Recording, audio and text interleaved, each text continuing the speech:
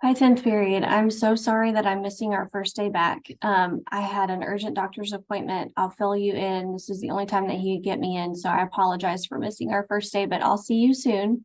You're going to follow these video notes and then do the practice. And then if you can go through the video notes for the one-word challenge, I would love for you to do that. And we'll finish. If you can probably see the next cards on the wall, and we'll finish doing that when I get back. But you don't have to do that yet, just the practice for the simplifying radicals. And so let me share my board here and we'll take notes. And so we'll call this, there we go. All right, we're going to call this Unit 9, Simplifying Radicals.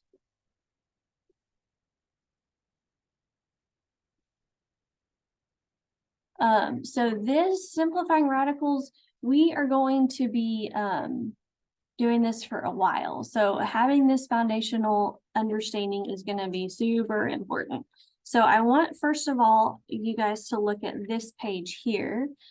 These are called your perfect squares. So anything that has a whole number as a square root is a perfect square. So a perfect square is like thinking about what a perfect square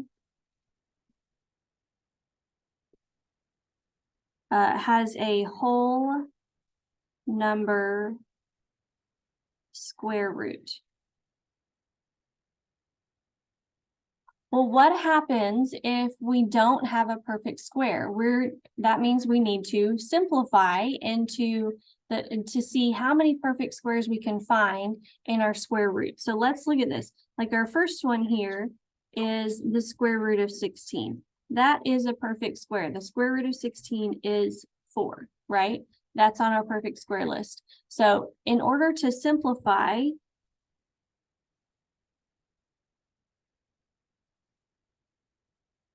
you're going to look for perfect square factors. Right? So numbers that multiply to get numbers that are perfect square that multiply to get those numbers. So here's an example for us. Let's talk about like the square root of 8. Well, let's see. Is that on my perfect square list? It's not on my perfect square list. I'm looking at these numbers underneath. It's not here. Oh, nope, because 4 and 9. Nope, it's not a perfect square. So if it's not a perfect square, I want to think about what perfect square multiplies to get 8. So here's my list of perfect squares. What number 1, 4, 9, 16, 25, 36, 49, 64 goes into 8? Well, I'm thinking, hey, this is the same thing as the square root of 4 times 2, because 8 is the same as 4 times 2, right? So we can write it like that.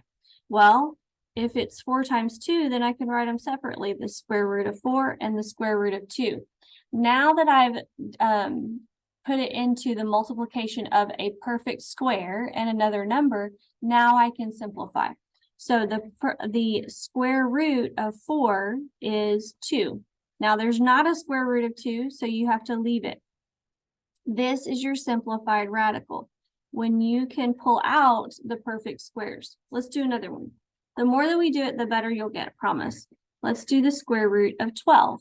So can I think of a perfect square that goes into 12? So 1, 4, 9, 16. I think 4. Yeah. So I know that 12 is the square root of 4 times 3. So we have the square root of 4 times the square root of 3. I know the square root of 4 is 2. There's not a square root of 3. So I leave it in the radical. So let me give you a hint because lots of people make this mistake. Once you take the square root, 2, like 2 is the square root of 4, you don't need the radical anymore. So that's why I'm writing it without the radical. Once you take the square root, you do not need the radical. Now let's do another one, the square root of 18. So what perfect square goes into 18? Well, not 4, that's one we've used before. 9 does. 9 and 2, 9 times 2. So the square root, I'm going to write this as 2 separate squares. Square root of 9 times the square root of 2, and the square root of 9 is 3. There's not a square root of 2, so we leave it on the end.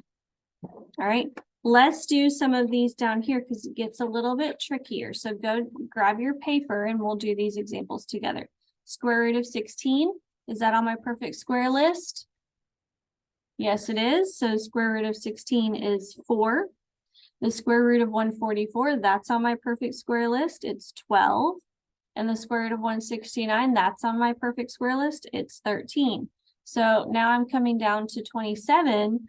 27 is not on my perfect square list, but I want to think what perfect square goes into 27. So 27, can I divide it by a perfect square? I can.